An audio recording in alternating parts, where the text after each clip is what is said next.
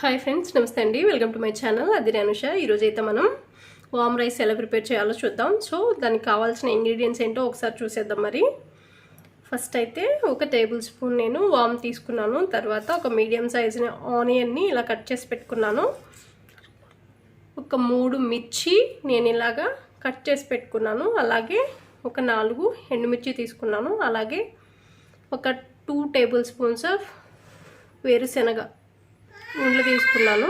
అలాగే ఒక 3 వెల్లుల్లి రెబ్బలు ఇలా చిన్నగా కట్ చేసి పెట్టుకున్నాను. సో మనమైతే వీటితో మనం వామ్ రైస్ అనేది ప్రిపేర్ చేసేద్దాం. ఓకేనా?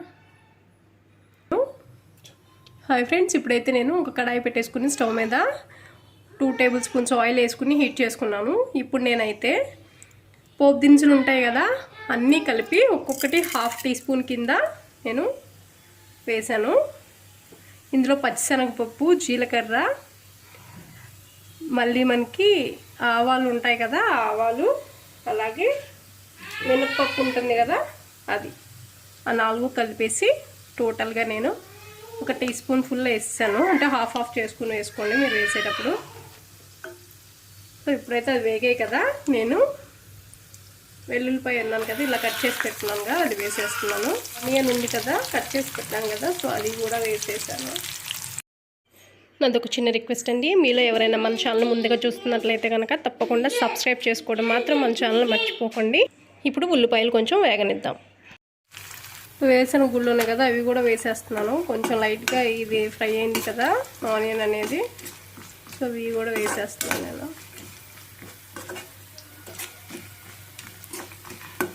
తర్వాత పచ్చిమిర్చి ఉంది కదా మనం కట్ చేసి పెట్టుకున్నది, సో అవి కూడా వేసేస్తున్నాను.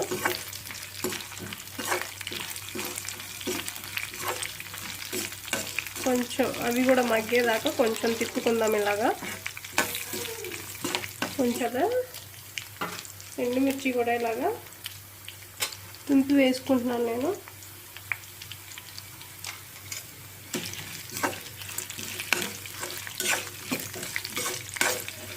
కలుపుకోండి.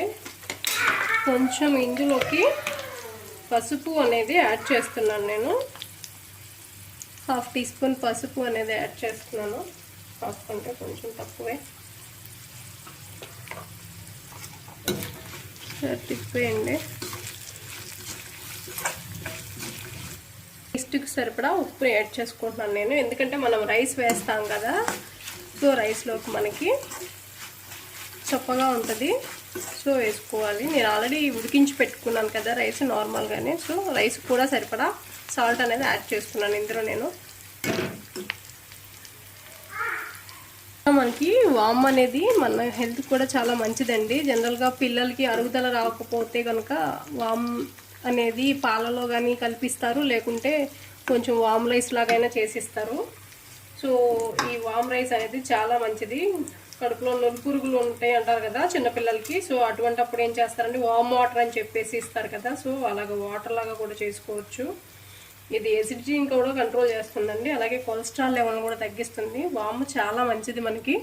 సో ఒకసారి నేను ఇలా నలిపేసి వామ్ అనేది వేసుకుంటున్నానండి. 1 టీ స్పూన్ వేసుకుంటున్నాను, ఎందుకంటే ఇది కొంచెం ఎక్కువగానే వేసుకుంటున్నాను. వామ్ రైస్ కదా, కొంచెం ఎక్కువ అయితే బాగుంటుందన్న ఉద్దేశంతో. ఫస్ట్ వామ్ అనగానే నాకు మా తాతయ్య గుర్తొస్తారండి. ఆయన కూడా ఇలాగే కడుపు ఉబ్బరంగా ఉన్నప్పుడు జనరల్గా అమ్మ కొంచెం వాము ఉంటే ఇవ్వు అని చెప్పేసి వాము చేతిలో వేసుకొని కొంచెం సాల్ట్ వేసుకొని నలుపుకొని తినేసేవాడు. ఎందుకు అలా తింటున్నారు అంటే అరుగుతుంది అని చెప్పేవారు. సో పిల్లలకి పెద్దరికి అందరికీ మంచిదండి వామ్ రైస్ అనేది. ఆల్రెడీ ఉడికించి పెట్టుకున్నానండి, పక్కన పెట్టుకున్నాను నేను. అదనేది ఇందులోకి యాడ్ చేసేస్తున్నాను నేను ఇప్పుడు.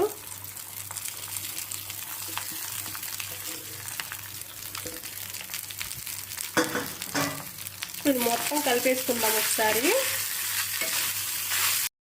వీక్లీ వన్స్ అయినా ఇలాగ వామ్ రైస్ తీసుకుంటే మనకి హెల్త్కి చాలా మంచిదండి. తప్పకుండా అందరూ ట్రై చేయండి ఫ్రెండ్స్. సాల్ట్ అనేది మీ టేస్ట్కి సరిపడా వేసుకోండి. మీరు ఎంత తినగలిగితే ఈ రైస్కి ఎంత అయితే పడుతుందో. జనరల్గా నేను ఇప్పుడు 75 గ్రామ్స్ ఆఫ్ బియ్యం అనమాట, అది ఉడికించుకున్నాను నేను. దానికి నేను వేసినవన్నీ నాకు పర్ఫెక్ట్గా సరిపోయాయండి. మీరు ఇంకా కొంచెం ఎక్కువ రైస్ చేసుకునేట్లయితే చూసుకొని ఇంకా కొంచెం స్పైసెస్ అనేది యాడ్ చేసుకోండి, అప్పుడు చక్కగా సరిపోతుంది. జస్ట్ 1 మినిట్ అలా ఉంచేసుకుందాం. చాలా టేస్టీగా ఉంటుందండి, పిల్లలకి చాలా మంచిది. మనం కూడా వెంటనే ఎవరైనా ఆఫీస్కి వెళ్ళేటప్పుడైనా లేదంటే పిల్లలు స్కూల్కి వెళ్ళేటప్పుడైనా సరే ఇలా చేసి పెడితే త్వరగా మనకు క్విక్గా అయిపోతుంది. అలాగే మంచి హెల్దీ రెసిపీ కూడా ఇది. సో మంచి టేస్టీ ఫుడ్. తప్పకుండా అందరూ ఒకసారి ఇలా చేసి ఎలా వచ్చిందో నాతో కామెంట్ సెక్షన్లో షేర్ చేసుకోండి. ఇంకొక విషయం అండి, మీకు ఇష్టమైతే కొంచెం ధనియాల పొడి యాడ్ చేస్తే, కొంచెం ధనియాల పొడి ఫ్లేవర్ కోసం అండి, చాలా బాగుంటుంది. వేసుకొని ఒక్కసారి మొత్తం కలిసేలాగా ఇలా తిప్పేసుకోండి, చాలా బాగుంటుంది. సో ఒకసారి అయితే అందరూ ఇలా చేసి ఎలా వచ్చిందో నాతో కామెంట్ సెక్షన్లో షేర్ చేసుకోండి ఫ్రెండ్స్. అలాగే ఏంటి అంటే ఇప్పుడైతే ఇది అనేది మనకి ప్రిపేర్ అయిపోయింది. చాలా హెల్దీ అంటే హెల్దీ రెసిపీ. సో ఇప్పుడు నేను స్టవ్ అనేది ఆపేస్తున్నాను. ఓకేనా, ఇందులోకి కారం అనేది మనం యాడ్ చేసుకోమండి. మీకు ఇష్టమైతే పచ్చిమిర్చి ఎండుమిర్చి వేసాను కదా, అవి కొంచెం తగ్గించి కారం వేసుకోండి. ఈ స్పైసీనెస్ అనేది సరిపోతుంది. సో అందు గురించి నేను కారం అనేది ఏమీ యాడ్ చేయలేదు. ఓకేనా ఫ్రెండ్స్, మీలో ఎవరైనా మన ఛానల్ ముందుగా చూస్తున్నట్టయితే ఫ్రెండ్స్ తప్పకుండా లైక్ చేయండి, షేర్ చేయండి, సబ్స్క్రైబ్ చేసుకోవడం మాత్రం మర్చిపోకండి. పక్కనే ఉన్న బెల్ ఐకాన్ క్లిక్ చేయండి, దానిపైన ఆల్ అనే ఆప్షన్ ఉంటుంది, దాన్ని కూడా క్లిక్ చేయండి. సో దట్ నేను పెట్టే అన్ని వీడియోస్ కూడా మీ వరకు వస్తాయి ఫ్రెండ్స్. Thanks for watching.